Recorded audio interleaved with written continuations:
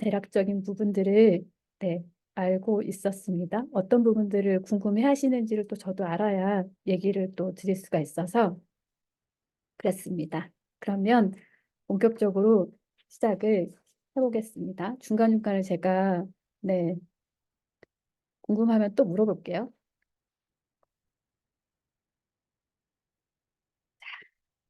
여기를 조금 바꿨어요. 네, 저는 평생 2인자일 줄 알았습니다. 진짜로. 저는 사람들한테 그랬거든요. 아, 나는 넘버 원은 안 되는 것 같아. 나는 진짜 중간에서 이 선생님들이랑 그다음에 원장들이랑 이 중간 역할을 나 너무너무 잘하는 것 같아라고 생각을 하면서 제가 그렇게 얘기를 했었거든요.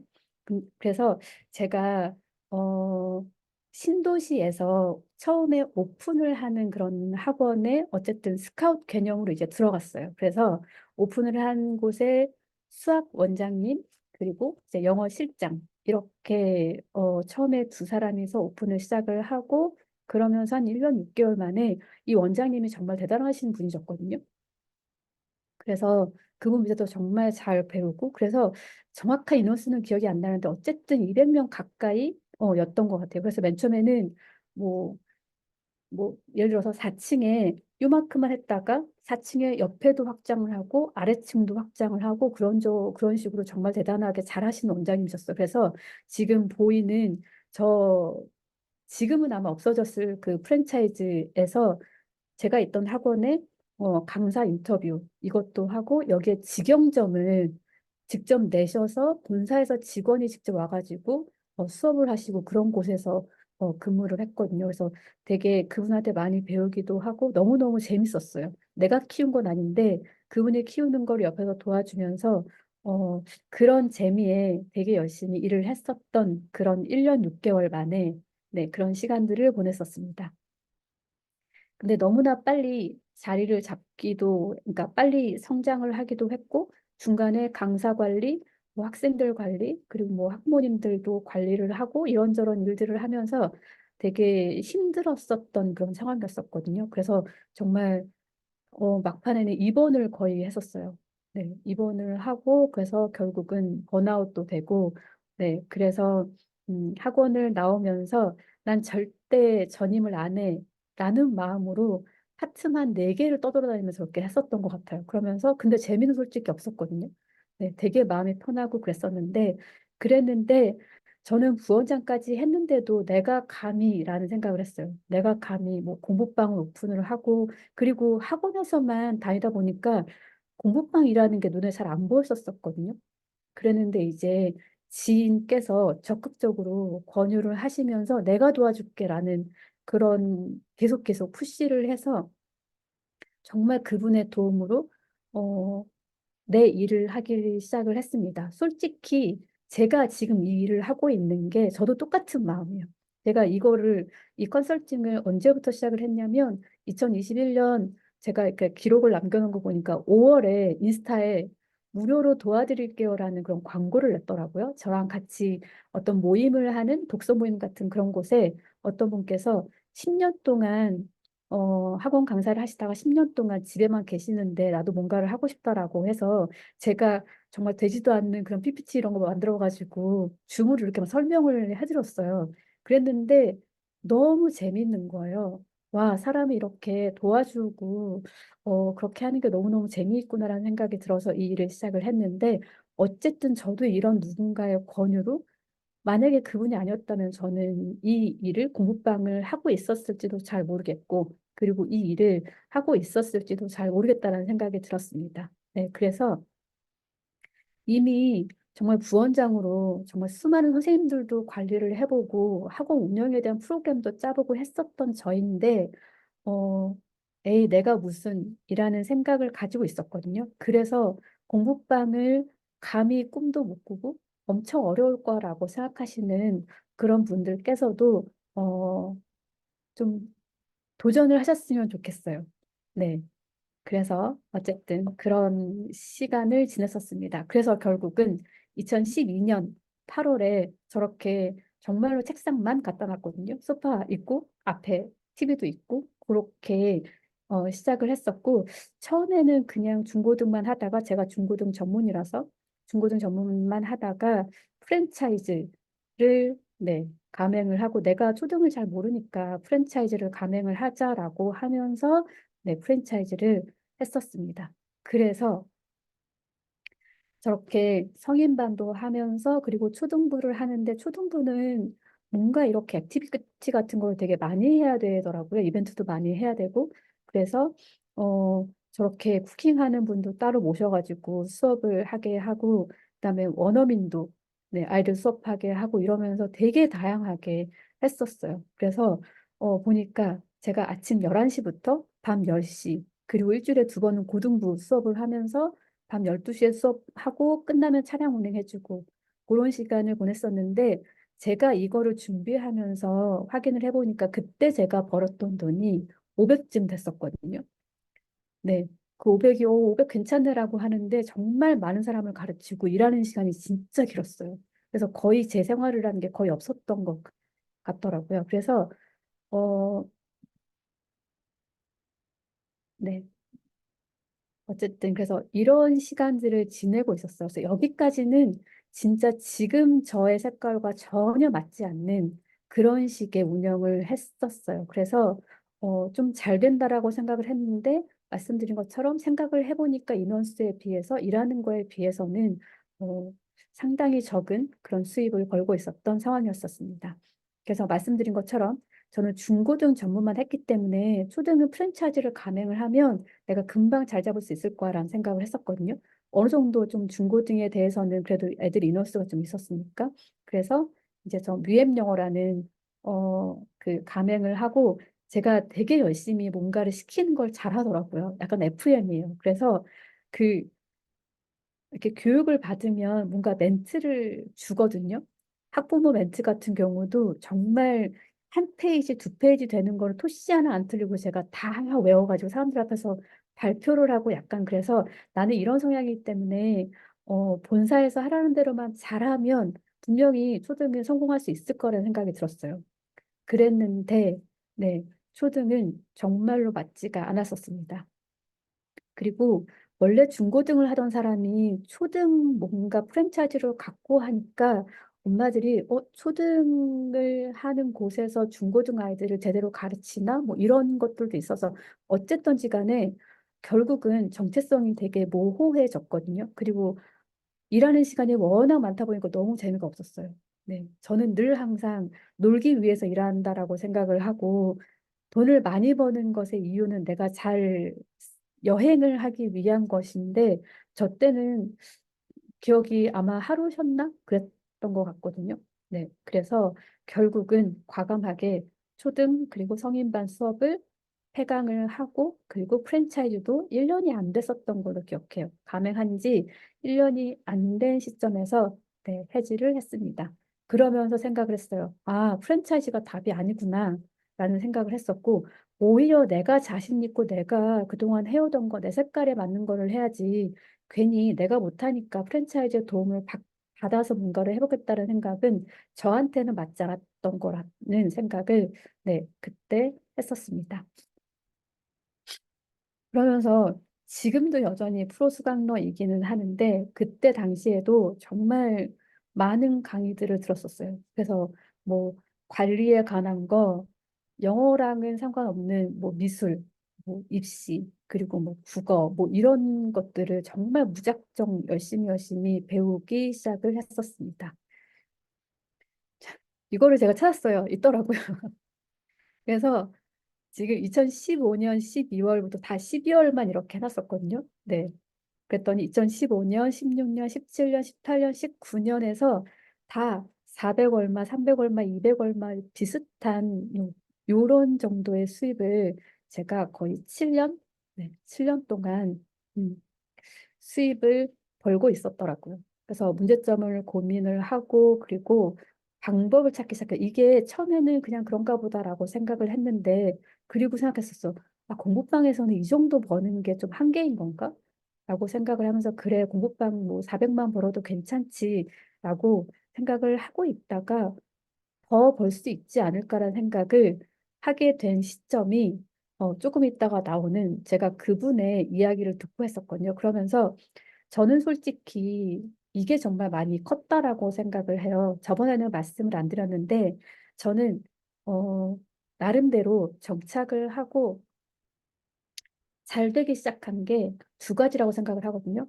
시스템과 그리고 제가 그동안에는 학원 운영에 대해서만 프로그램에 대해서만 되게 열심히 배웠었는데 심리 상담사도 제가 일부러 배웠었고, 그리고 코칭도 배웠었고, 그랬거든요. 그리고 청소년 교육과 같은 경우도 여기에 들어가면 뭔가 정말 청소년에 대해서 뭔가 조금 더 체계적으로 가르쳐 줄 수 있지 않을까? 그 마음을 알 수 있지 않을까라는 마음으로 2018년 이때부터는 이런 거에 좀 관심을 두기 시작을 했었어요. 그런데 저는 되게 이때가 중요한 시점이고 제가 나름대로 엄마들이 좋은 반응을 보였었던 게 프로그램에 집중하는 게 아니라 아이들의 마음, 그리고 사람에 대한 거, 심리에 대한 거, 이런 부분들을 좀 알기 시작한 거부터라고 이 웨비나를 준비하면서 제가 다시 한번 시작했었으니까 그러니까 생각을 해보니까 솔직히 그게 답이었었던 것 같아요. 네. 계속 그래서 오늘의 포인트는 시스템 플러스 마음을 알아주는 거, 요런 것들에 대한 부분이 조금 많거든요. 네, 그래서 아까는 학원 운영에 대한 것들만 주구장창 배웠다라고 얘기를 하면 이제는 정말 아이들을 위한 그런 것들을 많이 배웠던 게 저한테는 정말 많은 도움이 됐었다라고 생각을 합니다. 그리고 이때가 가장 정말 저한테는 와, 대박이라고 생각을 하면서 정말 어, 그 표현이 생각이 안 납니다. 그게 뭐죠? 뭔가를 발견했을 때 그 목욕탕에서 나오면서 그 사람이 외쳤던 그 말이 뭐죠? 유레카. 아, 유레카 맞아요. 아, 감사해요. 근데 진짜 사람들한테 얘기했어요. 와, 대박. 내가 이거를 생각을 했어. 이거 완전 유레카라는 표현을 했었는데 이분이 이렇게 얘기를 하시는 거예요. 정말 늘 항상 저의 버킷리스트에 이분을 직접 만나는 게 써 있는데 이분이 과외만 하다가 그 1대1 과외, 그룹 과외에 대한 한계가 있어서 나중에 시스템을 고민을 하다 보니까 이러이러한 시스템을 갖춰서 나중에 정말로 몇백 명을 가르칠 수 있는 그런 시스템을 만들었더라고 얘기를 하더라고요. 세바시에서도 그랬었고, 뭐 김세 네, 그분께서 하시는 유튜브에서 나와서 그걸 들으면서 아, 맞아. 나 그동안에 네다섯 명만 데리고 수업했었는데, 그럼 나도 일을 더 하기는 싫고, 그리고, 내가 조금 일하고 더 많이 벌 수 있는 방법이 있겠네라는 생각을 저도 했었어요. 그때부터 진짜 많은 고민을 시작했었습니다. 그러면서 한 타임에 많은 학생들을 가르칠 수 있는 방법이 뭐지라고 고민을 하기 시작했습니다. 그래서 무학년제 시스템을 연구를 하기 시작했어요. 그래서 말씀드린 것처럼 그때까지만 해도 저는 4명 정원이었었거든요. 근데 9명 정원까지도 했다가 지금은 7명 그리고 6명 수업을 하고 있어요. 그래서 정말 저는 이게 답이었다라고 생각을 합니다. 그래서 이거에 대한 그런 거는요, 9명이니까 내가 더 많이 벌지가 아니라, 이 9명을 정말 아이들한테 효과적으로 제대로 공부하게 하면서, 그리고 나도 힘들지 않게 운영할 수 있는 방법이 뭐가 있지를 되게 많이 고민을 했었어요. 네. 그러면서 터닝 포인트가 코로나가 시작된 해였었거든요. 그래서 4개월 만에 제가 2020년 1월에 네, 여전히 300 얼마 이렇게 했었는데 2020년 5월에는 846만 원, 네, 이렇게 거의 900만 원 가까이를 벌었었던 것 같습니다. 네. 그래서 그동안에 정말 7년 동안 열심히 하면은 될 줄 알았는데 사실 그렇지는 않더라고요. 그러면서 방법을 찾고 연구를 하고 저는 그것에 전환 시점이 된 게 무학년제 시스템을 제대로 정착을 시킨 거라고 생각을 합니다. 혹시 선생님들도 그런 마음 갖고 있지 않으세요? 공부방에서 400이면 많이 벌지 뭐 이 정도면 뭐 이런 마음 갖고 있지 않으세요? 진짜 1000만 원도 가능하거든요. 제가 이게 저 800 얼마가요. 월수 목은 3시부터 9시 반까지 일했어요. 그리고 금요일 날은 3시간인가 일했거든요. 일하는 시간이 정말 많지 않았어요. 네. 왜냐하면 저는 금요일 날은 8시까지만 수업을 하고 교회를 가야 되기 때문에 그 이후에는 제가 일부러 수업을 잡지 않았었던 상황이었기 때문에 월수목만 6시간 반 하고 그다음에 금요일 날은 3시간, 많아야 3시간 반 정도밖에 일을 하지 않았기 때문에 일하는 시간에 비해서는 정말 많이 번 상황이었었고 제가 조금 더 욕심을 냈었으면 당연히 천은 훨씬 넘었다고 생각을 합니다.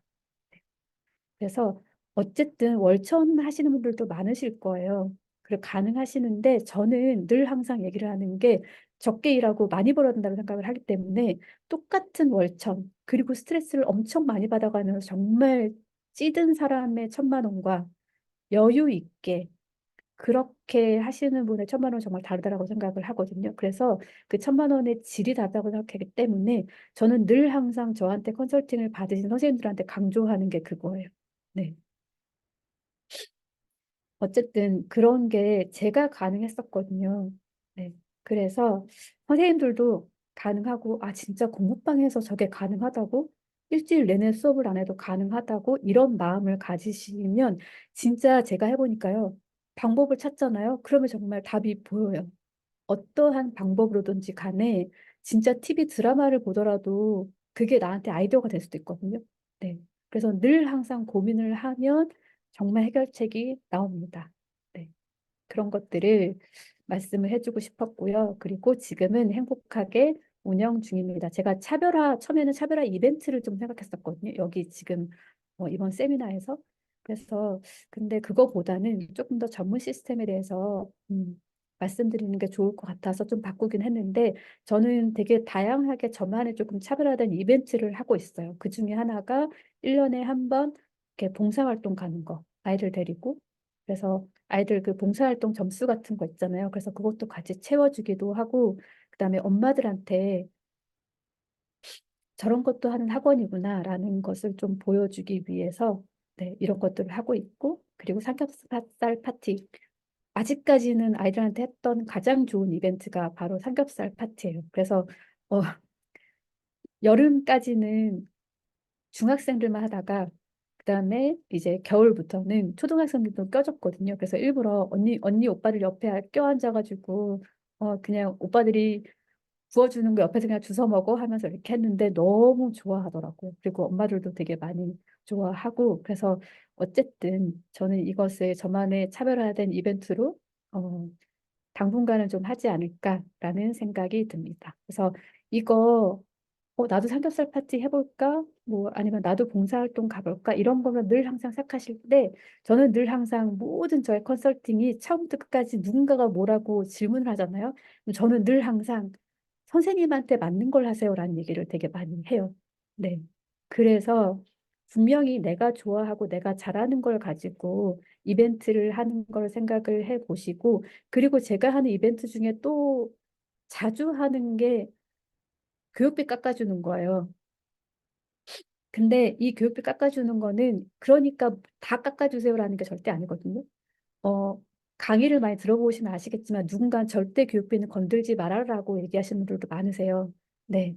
근데 저는 왜 하냐면 저는 그게 되게 좋아서 해요. 그냥 엄마들이 매월 그렇게 10,000원, 20,000원 깎아주는 거, 덜 내는 거 너무너무 좋잖아요. 그래서 저는 엄마들이 고마워하니까 되게 좋아서 그런 마음으로 깎아주는 거고, 저는, 어, 3년 이상 저한테 보내시면 다른 학원에 안 보내고, 안 끊고, 꾸준히 3년 이상 똑같은 마음으로 보내주신다는 게 얼마나 감사해요. 그래서 저는 감사하는 마음으로 3년째 될 때부터는 매월 학원비 10,000원 할인을 해드립니다. 이렇게 이제 본인께 말씀을 드리거든요. 그러니까 이 모든 것들이 다 이벤트가 남들이 하니까 듣고 난 다음에 나한테 맞는 건가? 나도 저거 한번 해볼까라는 그런 생각을 가지시면서 나한테 맞는 이벤트를 하셨으면 좋겠습니다. 일단 저는 집에서 살림을 안 하거든요. 그리고 1년 내내 단 한 번도 집에서 그 삼겹살을 안 구워 먹는데 저렇게 하는 거는 제가 하는 모든 시스템은 내가 고생을 하면 안 되거든요. 그래서 제가 수업을 하거나 제가 관리를 하거나 이런 거에 있어서 늘 항상 저는 얘기를 하는 게 내가 고생하면 안 된다. 내가 싫으면 안 된다라는 그런 게 되게 많이 있어요. 그래서 삼겹살 파티도 다 끝나고 난 다음에 애들 보고 음식물은 저기다 갖다 버리고 그다음에 종이를 여기다 갖다 버리고 1차적으로 다 이제 치우게 하고 집에 갈 때도 웬만하면은 애들이 스스로 치우게끔 하고 나머지는 제가 정리하게끔 그런 식으로 하거든요.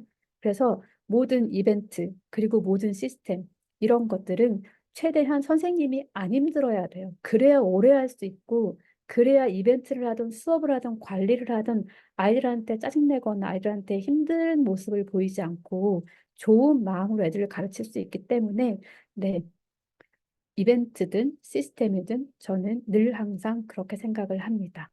네. 그래서 아까 말씀드린 것처럼 제가 그래도 성공할 수 있었던 거는 7년을 하니까 이제 되더라고, 이제 좀 뭔가가 알겠더라고 그런 게 아니라 정말 몇 개월 동안 만든 시스템이었습니다. 네, 그래서 성공하기 위해서는 시간이 지나면은 되는 게 아니라 그 시스템을 생각을 하고 방법을 찾으면 정말 답이 나오거든요. 아까 말씀드린 것처럼. 네. 이 세미나가 끝나고 저는 늘 항상 말씀을 드려요. 이 세미나가 끝나고 그냥 뭔가 동기부여 받고 그냥 잠을 자는 게 아니라 적어 보셨으면 좋겠어요. 나는 이렇게 하겠다라는 마음을 가지고 그리고 당장 어떻게 실천할 건지를 그렇게 적으시면서 되게 설레는 마음을 가지고 잠이 드셨으면 좋겠습니다라고 매번 웨비나 때마다 이야기를 네, 합니다. 그래서 가급적 제가 무료로 알려드릴 수 있는 범위 내에서 여기에 비법을 담았습니다. 네. 저한테 돈 내고 배우시는 분들한테 가르쳐 드리는 모든 거를 가르쳐 줄 수는 없지만, 그래도, 네, 비법을 여기다가 최선을 다해서 담았습니다. 그래서 나만의 차별화된 프로그램이 없는 거, 그리고 티칭은 자신이 있는데 운영하는 거, 관리하는 거 너무나 어렵다라고 하시거나 많은 분들이 궁금해하시는 그룹 수업의 한계를 느끼시는 분들한테 그래도 끝나고 난 다음에는 어느 정도 그렇게 좀 길이 보이고 해답이 보이는 그런 시간이 될 거라고 생각을 합니다. 자, 왜냐하면 말씀드린 것처럼 저도 똑같은 상황을 네, 거쳤었고 그리고 제가 그 많은 강의를 다니면서 지금은 그런 게 아닌데 예전에 왜 학관노 강의 많이 다녀보셨죠? 그때는 정말 그 구민회관 거기에서 몇백 명을 대상으로 수업하는 게 거의 대부분이었었거든요. 그때 정말 생각했어. 와, 저분들은 도대체 뭐를 얼마나 열심히 했길래 저렇게 멋지게 강의를 할까? 나도 저런 거 하고 싶다라고 생각을 했었었는데, 그냥 지나고 보니까 제가 그런 거를 하고 있더라고요. 그래서, 음, 공부방에서 얼마든지 정말 많은 돈을 벌 수도 있고, 여유 있게 벌 수도 있고, 그리고 기분 좋게 행복하게 돈을 벌 수 있는 방법이 있기 때문에, 네, 끝까지 잘 들으셨으면 좋겠습니다. 일단 오늘 세 가지 제가 말씀드린 게 이거거든요. 차별화된 공부방을 만들지 못했던 이유와 대신 할 일, 그리고 전문 학원 시스템이 있는 공부방을 만드는 거, 그리고 한 타임에 9명까지 물론 가능합니다. 하지만 8명까지가 그래도 맥시멈이지 않을까라는 마음으로 9에서 8로 바꿨어요. 네. 그래서 한 타임에 8명까지 가능한 자기주도 학습 방법. 8명까지 가능하면 거의 50명 이상은 충분히 네, 공부방에서 소화를 할 수가 있거든요. 그래서 저는 이 90분을 위해서 진짜 한 달 동안 진짜 많이 고민을 하고 정말 열심히, 열심히 기도도 하고 사람들한테 도움이 되는 내용을 진짜 가르쳐 드리고 싶었어요. 물론 이거는 제가 컨설팅을 광고를 하기 위한 세미나이기는 해요. 하지만 지금 여기에 와서 정말로 제가 세미나 할 때마다 3번 듣고 4번 듣고 정말 많이 들으시는 분들 계시거든요. 그분들이 똑같은 얘기 또 하네 라고 하는 것보다 정말 얻어가시는 게 있으셨으면 하는 마음으로 정말 많이 고민하고 걱정하고 두려움과 설레는 마음으로 준비를 했으니까 많은 정보를 전달을 드리겠습니다. 그리고 제가 직접 경험하고 여기에 어, 저한테 이제 컨설팅 받으신 수강생들의 그런 사례도 많이 좀 담았거든요. 그래서 그런 것들을 들으시면서 아, 나는 저 상황에서 이렇게 하면 되겠구나. 저런 거를 내가 한번 적용해 보면 좋겠구나라는 생각을 하셨으면 좋겠습니다. 네. 대신에 아마 옆에서 애기들도 뭔가 많이 이렇게 재워달라고 한다거나 하는 그런 상황이 생겼을 텐데 최대한 집중을 하면서 왜 그런 거 있잖아요. 실시간 강의를 듣는 게 확실히 좀 다르잖아요. 그때는 내가 최선을 다해서 좀 집중도 하고 메모도 하고 그렇게 마음을 썼기 때문이라고 생각을 하거든요. 그래서 저를 위해서가 아니라 어차피 지금 다 화면을 끄고 화면을 켜고 계신 분은 세 분밖에 안 계시거든요. 네, 제가 아니라 진짜 졸린 시간을 참아가면서 오신 거이기 때문에 선생님들을 위해서 필요한 거라고 생각을 합니다. 그리고 혹시라도 이 웨비나를 들으시면서 좋았던 부분, 그리고 다짐하는 그런 부분에 대해서 어, 인스타에 할 때는 저를 태그를 해주시기 바랍니다. 제가 늘 항상 얘기하거든요. 저희 맨날 인스타에 뭐 써야 되지? 블로그에 뭐 써야 되지라고 고민하시잖아요. 이런 거 강의 들은 거 이렇게 캡처해가지고 이렇게 사진 해가지고 블로그 글 한 편 쓰세요. 제가 아이들을 위해서 이렇게 늦은 시간까지 강의를 들었습니다. 라고 쓰면은 와 선생님이 그냥 애들을 가르치는 게 아니라 정말 많이 노력하면서 공부하면서 배우는구나 애들을 가르치는구나라는 그런 모습을 보여주기 위한 게 정말 좋거든요. 그래서 네, 제 사진을 하셔도 되고 어쨌든 이렇게 태그해 주시면 감사하겠습니다. 처음으로 제가 이런 보너스를 한번 준비를 해봤어요. 그래서 끝까지 함께 해주시면 지금 여기에서 쓴 강의 PPT 뭐 저에 대한 얘기 앞뒤로 다 빼고 PPT를 드리겠습니다. 저번에 이거 강의 PPT 받을 수 있나요? 하셨던 분들이 계셔가지고 강의 PPT를 드리고 그리고 당근 광고 하는 방법에 대해서 세팅을 어떻게 하고 그다음에 전략에 대해서 온라인 강의 링크를 제가 드릴 거거든요. 그래서 이따가 Q&A 까지 계실 때 채팅창에다가 이름하고 그리고 이메일 주소를 남겨주시면 제가 이번 주 일요일까지 일괄적으로 네, 보내드릴게요. 그래서 꼭 여기에 계시는 분들께 드리는 보너스입니다. 자, 첫 번째, 차별화된 공부방을 만들지 못했던 이유와 대신 할 일. 차별화된 공부방 만들지 못한 이유가 뭘까요? 혹시 혹시 뭐 생각나는 거 있으신가요? 아니면 제가 무슨 얘기를 할까요, 여기서? 이번에는 딱 한 가지밖에 없어요. 네. 한번 맞춰보세요.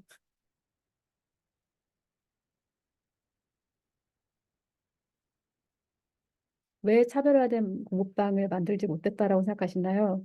답을 주신 분께 제가 그 스벅 쿠폰 10,000원짜리를 채팅창에 남겨주셔도 됩니다. 네.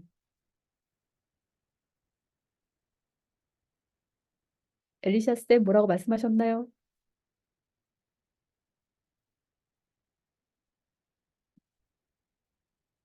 시도하려는 노력? 나에 맞는 방법이 아닌 음, 네.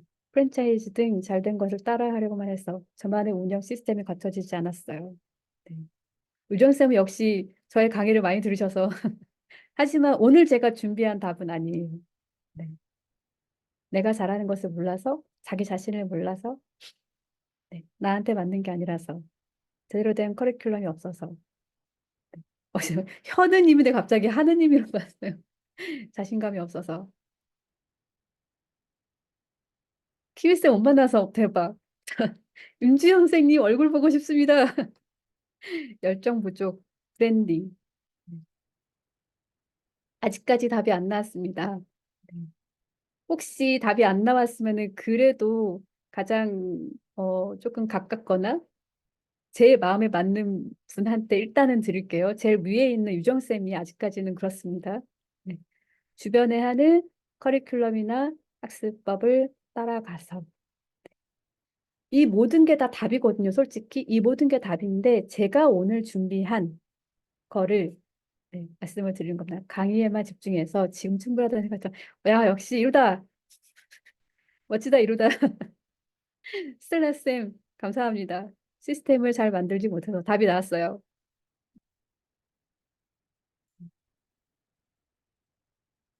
이거를 하기 전에 일단은 먼저 지금 요새 계속 제가 얘기하고 있는 거거든요. 광고를 해도 문의가 없는 이유는 저희 그 선생님들한테 되게 많이 들어요. 저 오늘 광고했는데 문의가 없어. 이런 얘기 진짜 많이 들었었거든요, 그동안에.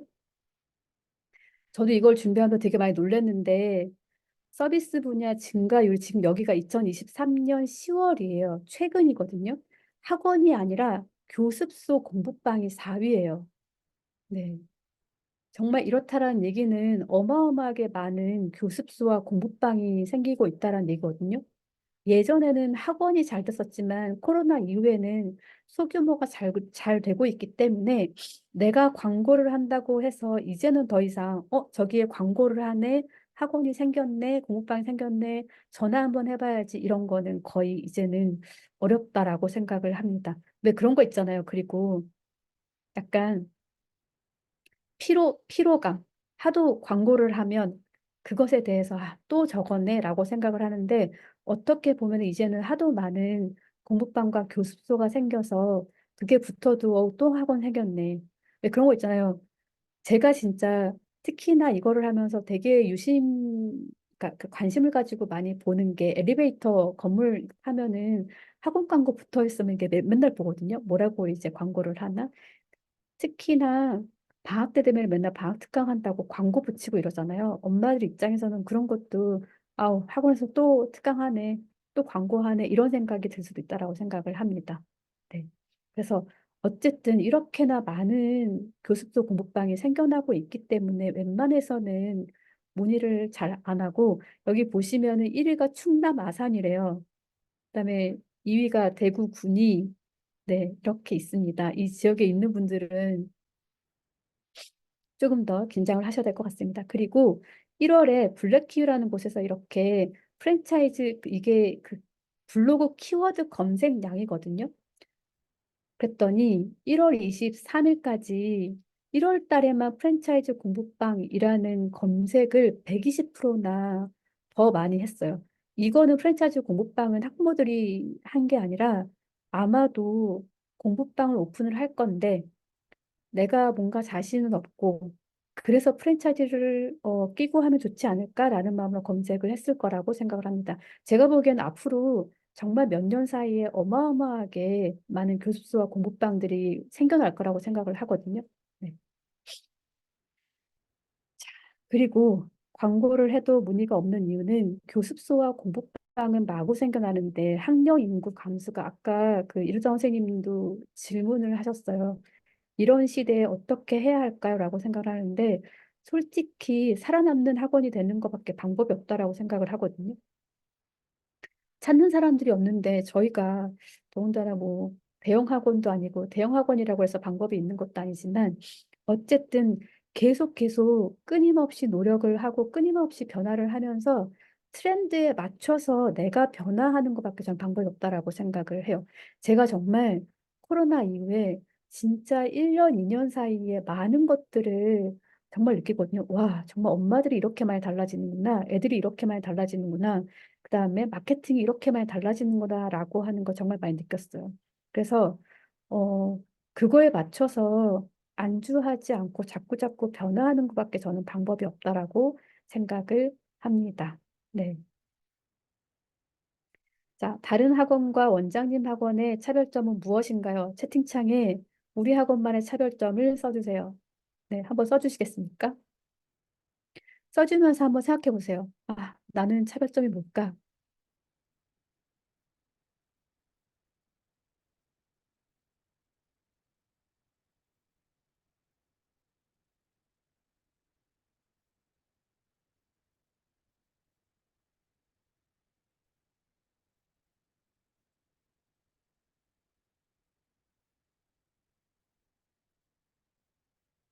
혜영쌤은 차별점이 뭔가요? 채팅창에 남겨도 되고 말을 해주셔도 괜찮습니다.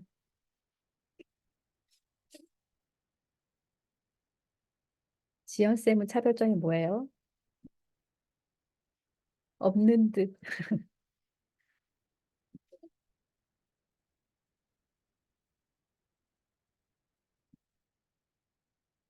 학습 태도 하나는 끝내주기 잘하시고 맞아요. 캐런쌤은 정말 인정합니다. 네.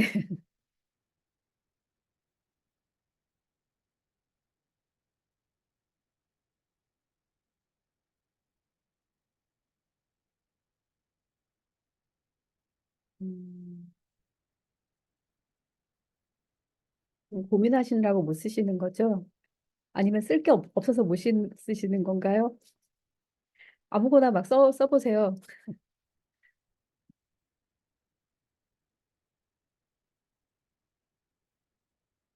수미쌤, 생활영어 미술이라는 타이틀을 걸고 오픈했어요. 반응은 나쁘지 않았어요. 저, 수미 선생님께서 저의 첫 번째 컨설팅을 받으신 분인데, 정말 제가, 와, 이거 진짜 대박이 했던 게 영어 미술이었었거든요. 네.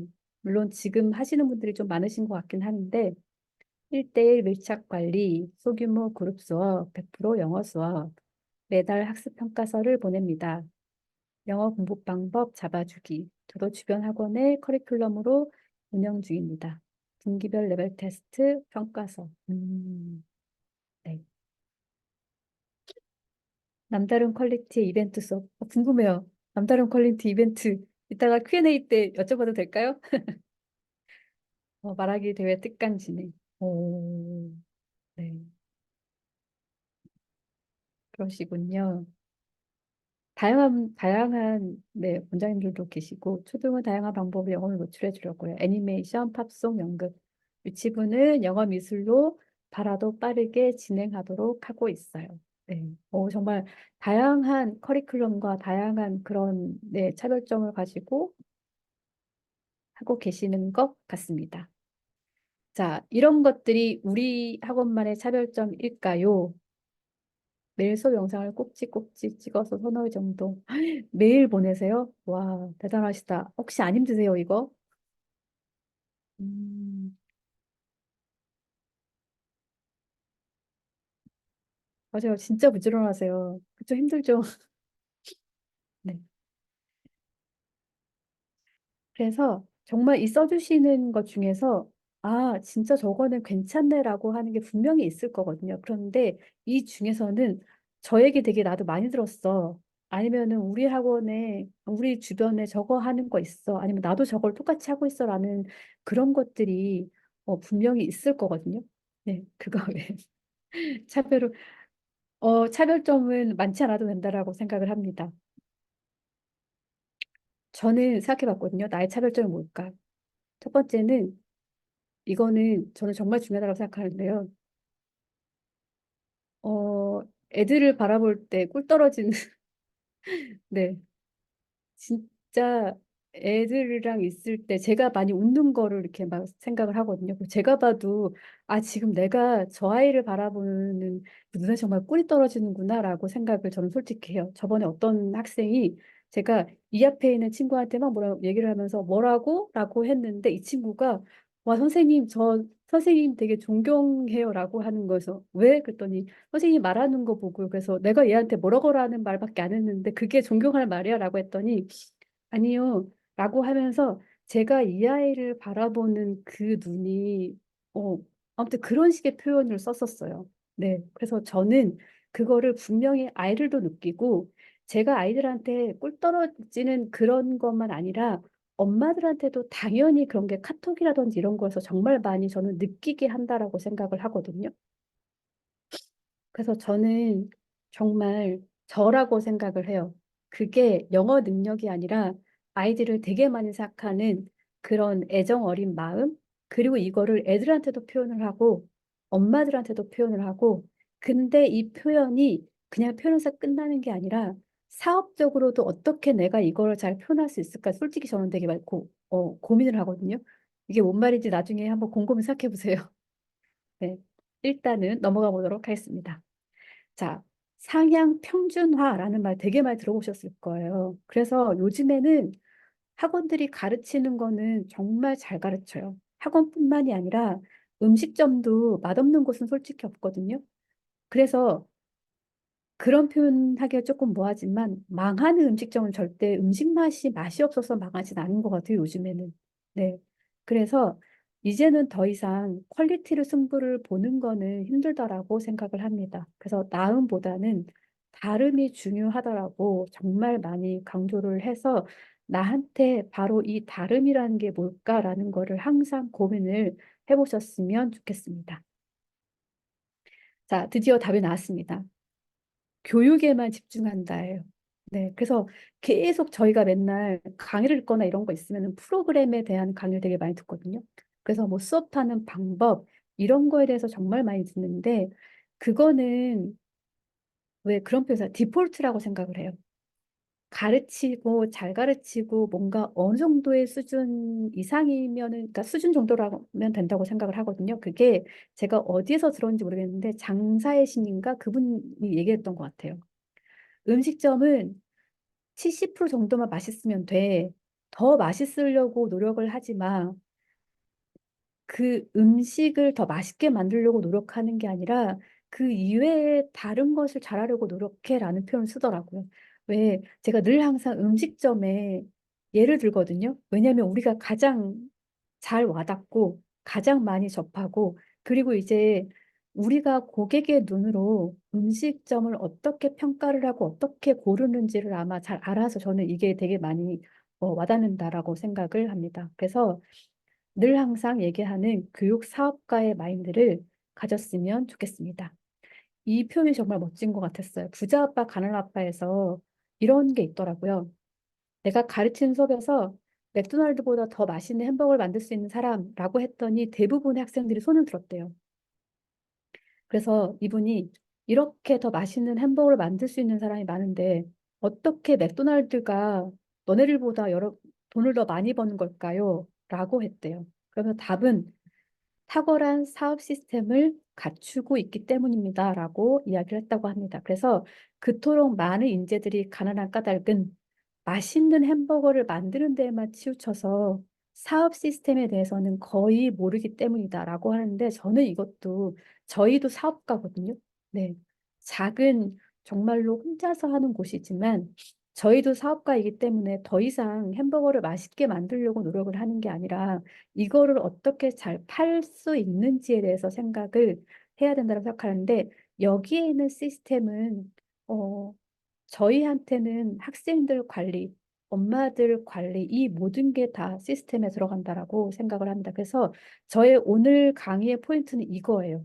제발, 제발 커리큘럼에만 아이들을 잘 가르치는 거에만 집중하지 맙시다. 이제는 더 이상. 왜냐하면 그거는 당연하고 남들도 다 하고 있는 거거든요. 네. 그래서 음식 맛에 올인하는 식당이 있다라고 해봅시다. 하지만 생각해보면 우리가 식당을 가는 이유는 음식 때문에 가는 게 아니거든요. 분위기나 인테리어가 너무 좋아서도 갈 수 있고요.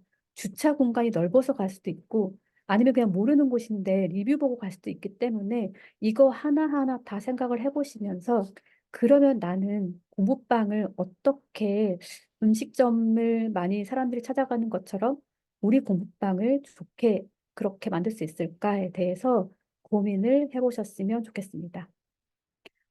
얼마 전에 교육에서 들은 말인데 정말 이거는 멋진 말인 것 같습니다. 답을 아시는 분들도 계실까요? 엄마들은 잘 가르치는 학원에 보내지 않는다. 네. 이 뒤에 어떤 멘트가 들어가 있는지 혹시 아시는 분? 얼마 전에 박상민 원장님께서 하신 교육에서 이렇게 말씀을 하셨습니다. 정말 공감하는 내용이거든요. 엄마들은 잘 가르치는 학원에 안 보낸대요. 어디에 보낼까요? 잘 가르쳐 줄 것처럼 보이는 학원. 아, 혜영쌤 역시 관리 잘 되는 학원. 네. 음. 자, 이렇게 했었습니다. 잘 가르치는 것처럼 보이는 학원이에요. 그러니까 이거는 사기를 치란 얘기가 아니에요. 잘 가르치는 걸 잘 보여주는 학원이에요. 네. 생각해 보면 아이들이 영어를 잘 배우고 있는지 알 수 있는 방법은 많지 않아요. 그 맨날 물어보면서 어, 아이들한테 테스트 할 것도 아니고 그쵸. 그래서 엄마들은 잘 가르치는 것처럼 보이는 학원을 보낸다. 이건 정말 다양하거든요. 네. 자, 그러면 잘 가르치는 것처럼 보이는 학원을 보내는데, 그러면 저희가 할 일은 이것입니다. 자, 그 대신 할 일이 잘 가르치고 있다는 것을 알려야 해요. 많이 고민하시는, 네. 블로그에도 알리셔야 되고요. 그리고 당근에도 알리셔야 되고 플레이스에도 알려야 돼요. 이 세 개를 한 세트로 묶으세요. 늘 항상. 정말 바쁘시겠지만 네. 너무나 바빠서 시간이 없으시면 이 중에서 두 개라도 꼭 하셨으면 좋겠습니다. 그럼 하나하나 어떻게 알리는지 한번 볼게요. 자, 첫 번째는 블로그입니다. 블로그 글쓰기 진짜 힘드시죠? 늘 항상, 네, 아, 도대체 글을 어떻게 쓰지?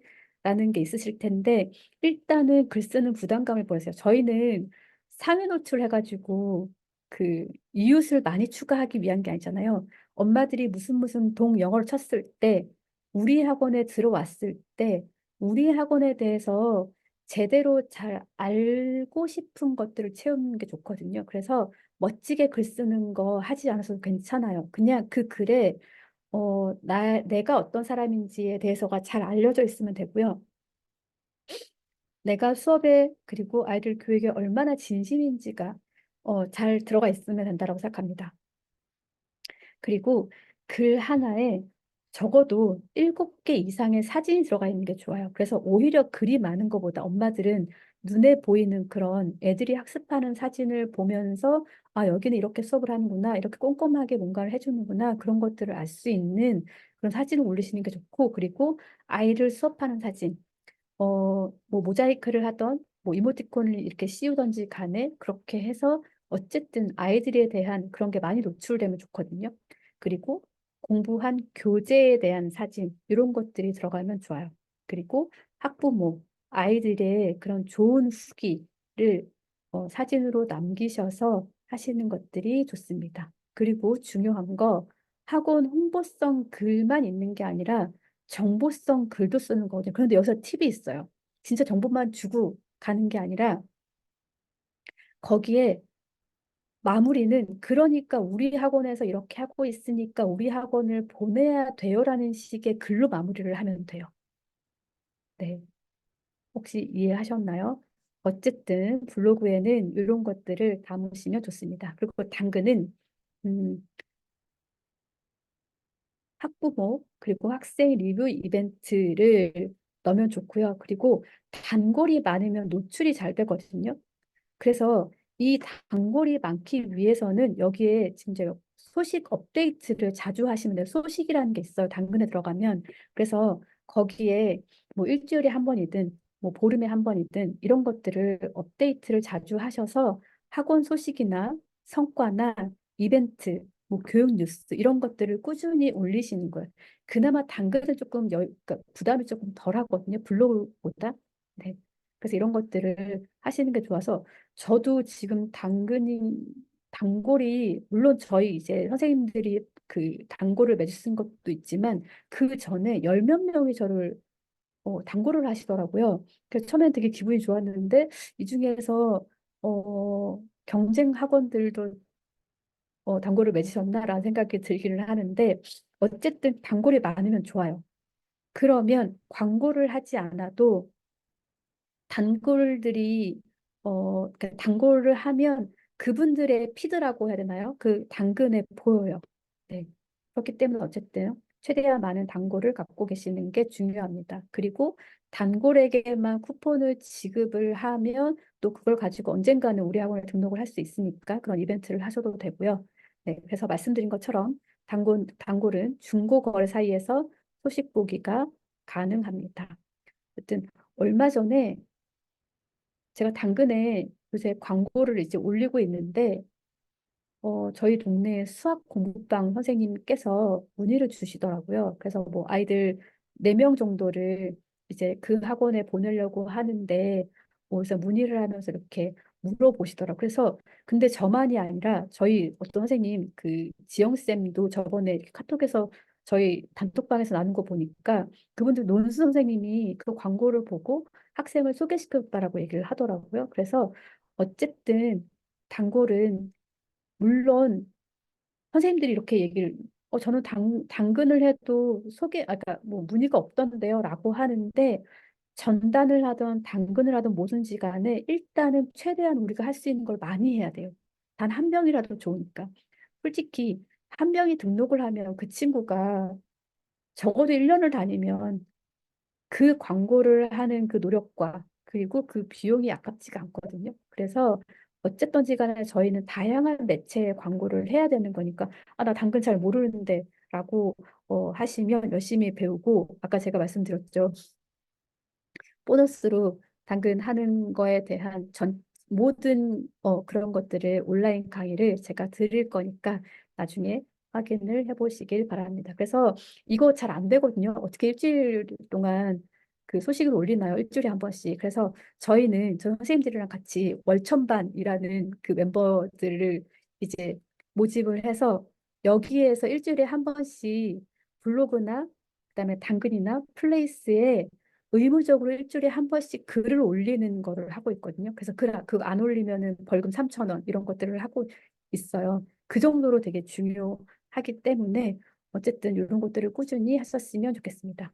그리고 플레이스. 정말 플레이스 중요해요. 예전에는 제가 정말 많은 깨달음이 있었어요. 그동안에는 제가 이제 층이 낮아서 그리고 길가라서 저는 항상 현수막을 밖에 걸어 놨었거든요. 그래서 저는 거의 현수막 아니면은 소개로 오는 아이들인데 2년 동안에 현수막을 보고 전화했어라는 얘기를 정말 단 한 번도 못 들었거든요. 근데 지금 생각해 보니까 현수막만 있었지 저는 플레이스와 블로그를 그동안에 안 했었어요. 그런 사정이 좀 있어가지고 어 그래서 예전에는 전단을 보자마자 전화를 하거나 했었는데 요즘에는 전단을 보고 아니면 소개를 들어도 플레이스로 검색을 해봐요. 그래서 검색을 했는데 블로그도 없다. 아니면은 플레이스가 없다라고 하면 왠지 모르게 저기는 전문적이지 않나 봐. 아니면 대충 가르치나 봐. 아니면은 뭔가 이렇게 할 만한 게 없나 봐라고 생각을 하세요. 그래서 혹시라도 아직 플레이스를 안 하는 분이 계시다면 플레이스를 꼭 하셨으면 좋겠습니다. 그리고 여기에 이것도 물론 다양하게 뭔가 해야 되는 게 되게 많거든요. 근데 중고등 대상 학원은 원장 프로필 사진을 가급적이면 올려주시고 초등 대상 학원은 아이들 뭐 게임하는 거나 수업하는 거나 이런 거 위주로 올려주시면 좋습니다. 그 당근이랑 마찬가지 여기서도 플레이스 소식, 뭐 이벤트 이런 것들을 카드뉴스로 만들어서 당근에도 쓰고 플레이스에도 쓰고 네 그렇게 사용하시면 좋아요. 그리고 블로그에 지도 추가가 있거든요. 그거를 꼭 사용을 하셔서 여기 플레이스에 있는 여기를 지도를 블로그 글 밑에다가 꼭 다셔야 네 계속 블로그 리뷰 이거에 올라가거든요. 그래서 이런 것들을 다양하게 사용하셨으면 좋겠습니다.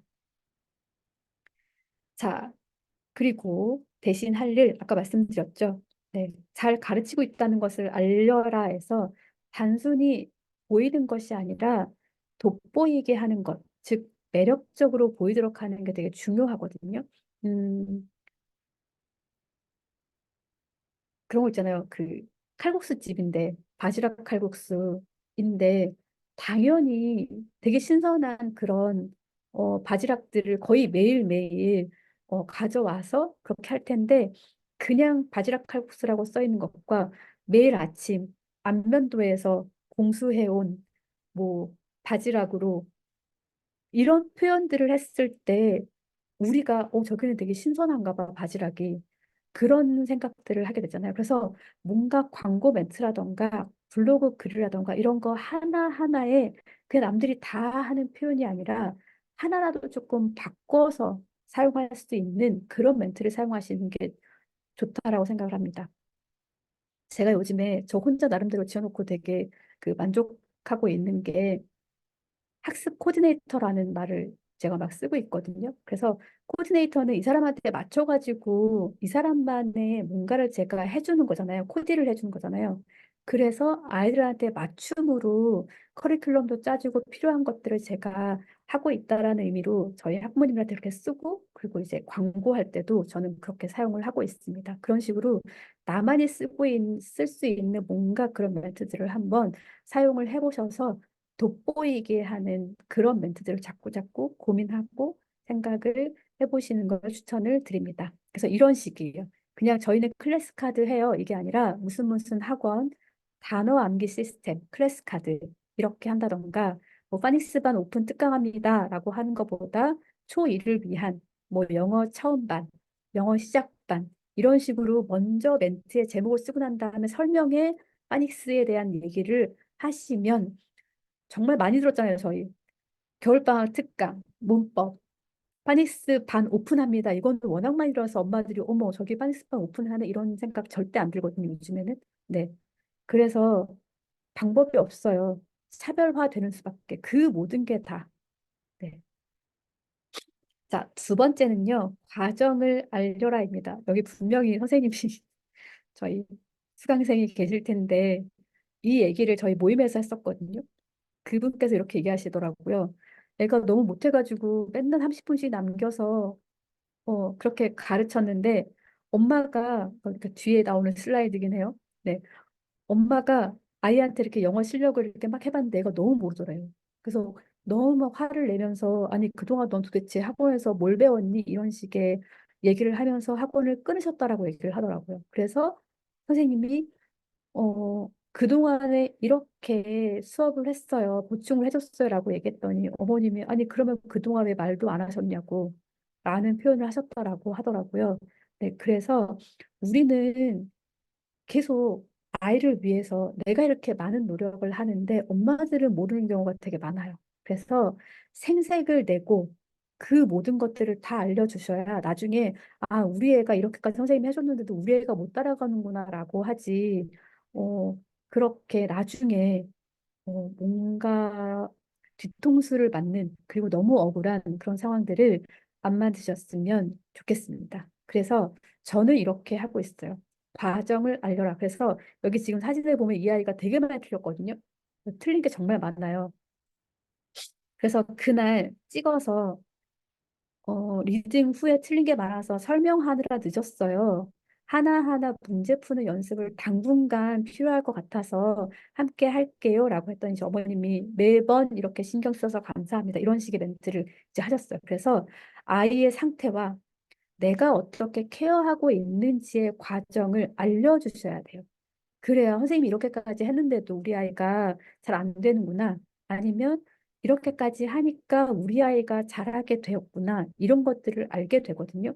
그렇지 않으면 당연히 학원에 보내는데 왜 이렇게 못하는 거야? 라고 한다던가 학원에 보내니까 잘하는 게 당연하지. 라고 하는 엄마들의 그런 생각을 갖게 하시면 안 됩니다. 마찬가지로 보시면은 정말 다 틀렸거든요. 문법 같은 경우에 이런 것도 일부러 사진 찍어 보내는 거예요. 이 아이가 이렇게 문법을 못해요라고. 그래서 문법을 힘들어하네요. 라고 하면서 틀린 게 많아서 뭐 숙제해온 걸 하나하나 같이 설명하고 다시 고쳤어 이러면서 그 바쁜 와중에 그냥 실시간으로 엄마들한테 하거든요. 이거 나중에 수업 끝난 다음에 엄마한테 뭔가를 해야지라고 하면은 잊어버려요. 저는 진짜 수시로 매번 사진 찍어가지고 엄마들한테 바로바로 보내는 걸 되게 많이 하거든요. 음. 그래서 아이의 상태에 대해서 내가 어떻게 이 아이가 자라게 하기 위해서 하고 있는지를 말씀을 드리셔야 합니다. 자, 그리고 제가 아까 말하려고 했던 게 이거예요. 학습 실력이 아닌 아이를 사랑하는 선생님. 솔직히 못 가르치는 선생님 없어요. 못 가르치는 선생님은 공부방을 준비하시지도 않으세요. 네, 그쵸. 특히나 공부방이 왜 중요하냐면요. 엄마들이 1인 학원에 보내는 이유는 큰 학원에 가면은 우리 아이가 관심을 덜 받기 때문에 보내요. 큰 학원에 가면 애들 많아가지고 선생님들이 관리도 잘 못하시고 우리 애 잘 신경 못 쓰시고 이런 마음으로 공부방 또는 교습소를 보내시는 거거든요. 그래서 세심한 애정을 가르치고 가르친다는 그런 기대감 때문에 보내는 거이기 때문에 이런 거를 좀 생각을 하셨으면 좋겠습니다. 과연 엄마들이 영어 실력을 엄청나게 잘하기 위해서 공부방 교습소를 보내시는 걸까? 교습소까지는 솔직히 잘 모르겠어요. 교습소까지는 두 개가 같이 될 수도 있거든요. 근데 공부방은 저는 정말 조금 이 부분이 훨씬 더 크다라고 생각을 합니다. 그래서 가장 좋은 차별화는 원장이라고 생각을 하는데, 네, 그 원장이 실력이 좋은 원장, 스펙이 좋은 원장이 아니라고 생각해요. 그래서 엄마들은 30분 동안 내가 커리큘럼 소개를 막 하는 것보다 5분 동안에 아이를 대하는 모습이 더 기억에 남을 수 있어요. 어머, 선생님 되게 애들한테 좀 차갑고 쌀쌀하게 대하시는구나, 라고 하는 것과 레벨 테스트를 한다거나 뭔가 애한테 대하는 그런 모습이 애는 왔는데 좀 엄마한테만 계속 소개를 하느라고 애는 방치해두고 그렇게 하는 모습을 보일 수도 있거든요. 은연중에. 네. 그래서 어쨌든 매번 늘 항상 우리는 이제 영어 교육이 아니라 아이예요. 학생 아니라 그냥 아이 한 명의 그냥 인간 그 자체. 네. 그리고 공부를 하는 동안에 공부방에 오는 아이, 교습소에 오는 아이들은 영어 실력을 잘하기 위해서 내가 막 뭔가를 하는 것보다 그냥 이 아이가 와 있는 동안에 충분히 사랑을 받고 집에 갔을 때 되게 어, 기분 좋은 마음으로 학원에 들어오고 기분 좋은 마음으로 집에 돌아간다라고 저는 생각을 합니다. 네. 생각해보면 우리가 원하니까 마음에 들지 않는 것도 억지로 그냥 가서 하겠지만 어른들은 그렇게 하겠지만 아이들이 1년 내내 다니는 학원이에요. 1년 내내 주 5일 아니면 뭐 주 3일 이렇게 매번 오는 곳인데 그곳에 선생님이 별로 나를 안 예뻐하신다던가 뭐 나한테 별로 관심이 없다던가 그런 학원을 아이들이 어떤 마음으로 올까라는 생각을 좀 해보셨으면 좋겠어요. 그래서 문을 열고 들어왔을 때 기분 좋게 그리고 문을 닫고 집에 가기 전에도 기분 좋게 네, 그렇게 가는 학원이었으면 좋겠습니다. 그래서 저는 이렇게 선생님들이 하셨으면 좋겠어요. 결과가 아닌 아이 자체를 칭찬을 하셨으면 좋겠거든요. 그래서 엄마들한테 글씨를 잘 써요 하는 것보다 또박또박 예쁘게 글씨 쓰는 모습이 어머님 너무 예뻐요. 그래서 엄마들은 잘해요를 칭찬받고 싶은 것보다 선생님이 우리 애를 진짜 예뻐하는구나 라는 모습. 그래서 예뻐요, 사랑스러워요, 귀여워요 뭐 이런 식의 멘트를 자주 하셨으면 좋겠어요. 그래서 영어 발음이 어머님 처음보다 되게 많이 좋아졌어요 라고 하는 것보다 발음 하나하나 신경 쓰면서 말하는 모습이 어머 너무 귀여워요 라고 하는 거 이런 식의 멘트들을 자꾸 자꾸 오글거리더라도 네, 하셔야 된다라고 생각을 합니다. 네, 저희 그 가면을 쓰고 페르소나. 네. 자, 일단은 여기까지 첫 번째 주제가 끝났습니다. 지금 몇 분일까요? 뭔가 제가 말을 많이 한 것 같은데 11시 12분입니다. 죄송해요. 90분이 넘을 것 같습니다. 네. 혹시 여기까지 뭐 들으시면서 생각나는 거나 그런 거 있으셨나요? 제가 1분만.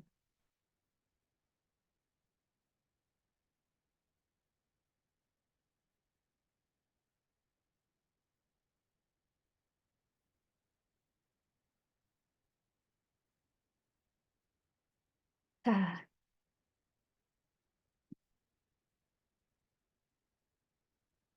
상담 때 열심히 컬 설명을 한 기억이 나네요. 네, 수업하기에 조급해서 아이에게 웃어주지 못한 것 같아 미안해요. 맞아요.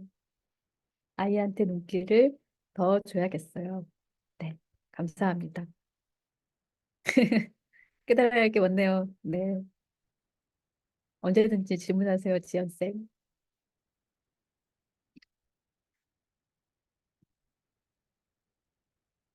네, 애들 가르치면서 더 배우는 것 같아요.